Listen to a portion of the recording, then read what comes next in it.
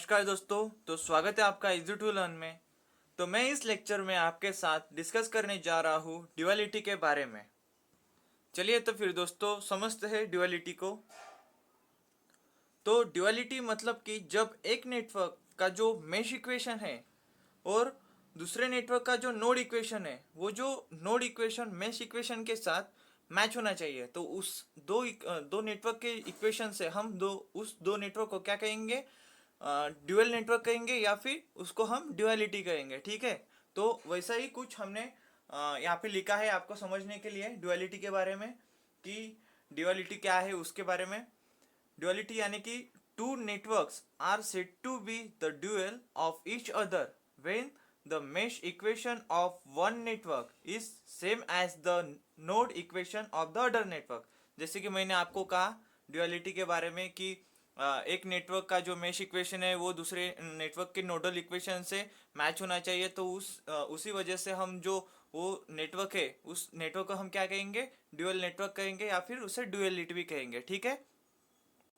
और हाँ, ड्यूअलिटी के बारे में ये बात जरूर याद रखना कि ड्यूअलिटी में जो ड्यूअल नेटवर्क है वो सिर्फ किरचॉफ लॉ के ऊपर ही डिपेंड रहते हैं या फिर बेस रहते हैं। ठीक है। यहाँ पे लिख लेता हूँ कि dual network are always based on the Kirchhoff's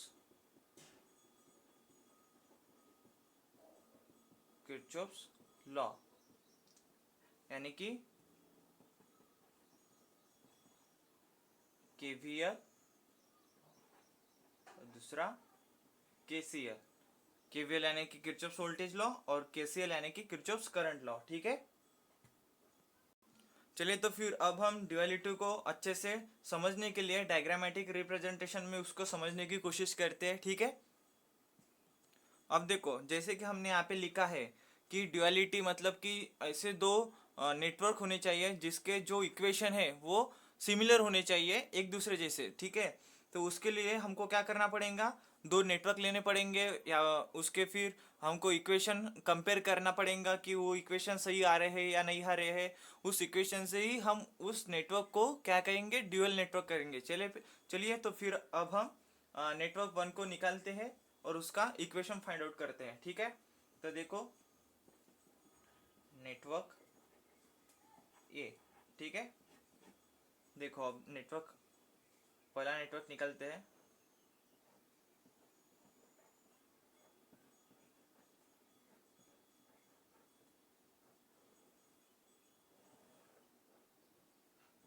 voltage source that is V, Z1, Z2 and Z3। ठीक है।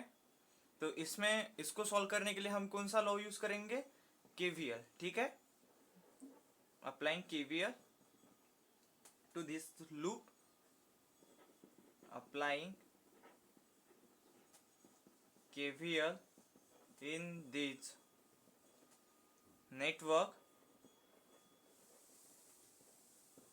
okay, then we get what we get?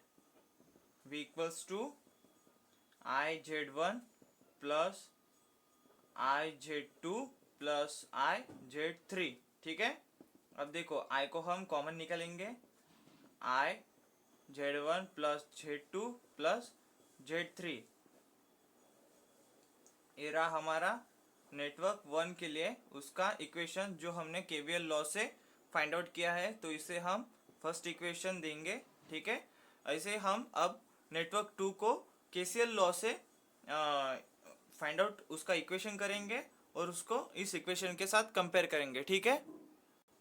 तो दोस्तों ये रहा हमारा दूसरा नेटवर्क जिसमें देखो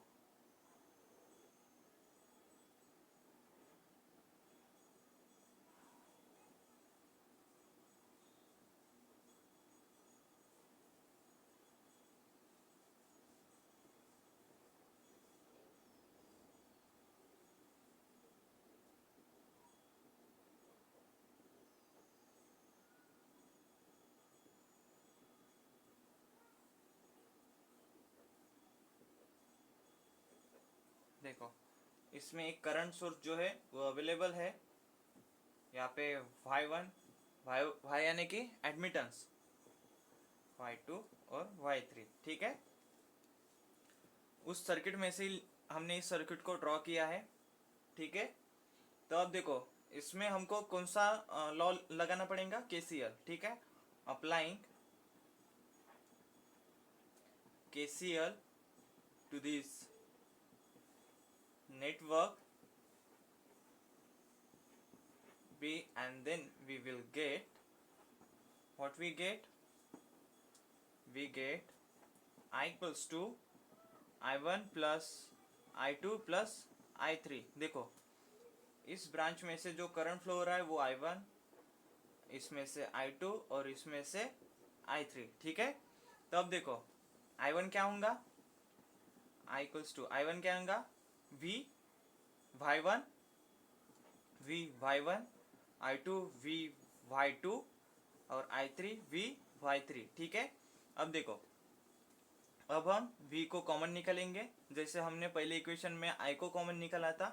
देखो I equals to V is common y1 plus y2 plus y3, ठीक है। तो ये रहा हमारा इक्वेशन जो हमने नेटवर्क 2 से नेटवर्क B से फाइंड आउट किया है बाय यूजिंग केसीएल लॉ, ठीक है। तो इसे हम दूसरा इक्वेशन देंगे।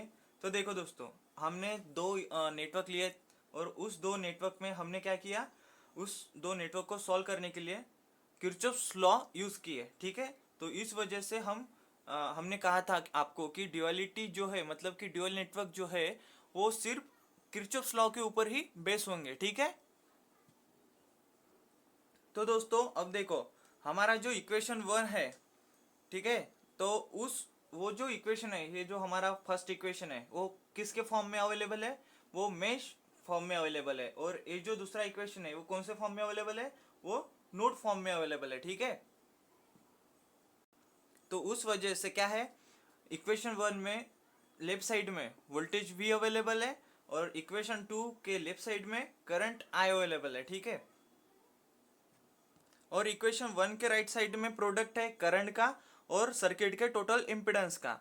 और वैसे ही देखो ये जो वो मेश फॉर्म में और ये नोडल फॉर्म में, तो इसमें क्या होगा, इसमें प्रोडक्ट है वोल्टेज का और total admittance of the circuit का, मतलब कि इस सर्किट का टोटल एडमिटेंस और वोल्टेज V का प्रोडक्ट है इक्वेशन 2 में, ठीक है।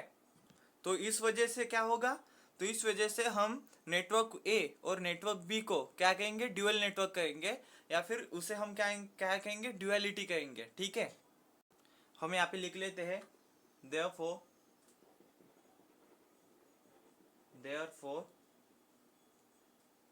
these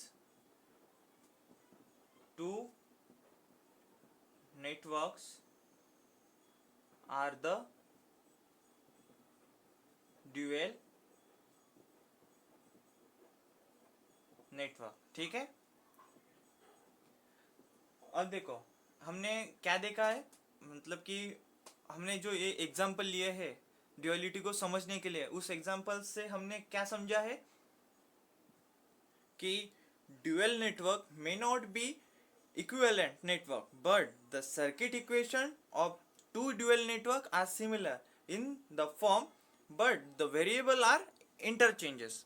मतलब कि ड्यूअल नेटवर्क जो है वो इक्विवेलेंट नहीं होंगे, मतलब कि डिफरेंट हो सकते हैं, बट उसके जो ड्यूअल इक्वेशन है वो क्या रहेंगे, वो सिमिलर रहने चाहिए, ठीक है। बट इट्स पैरामीटर, मतलब कि उसमें उसके जो वेरिएबल है वो डिफरेंट हो सकते हैं, ठीक है। जैसे कि हमने इसमें देखा है, वहाँ पे इम्पिडेंस था, यहाँ पे एडमिटेंस हो गया, यहाँ पे करंट था, यहाँ पे वोल्टेज हो गया, यहाँ पे वोल्टेज है, यहाँ पे करंट हो गया।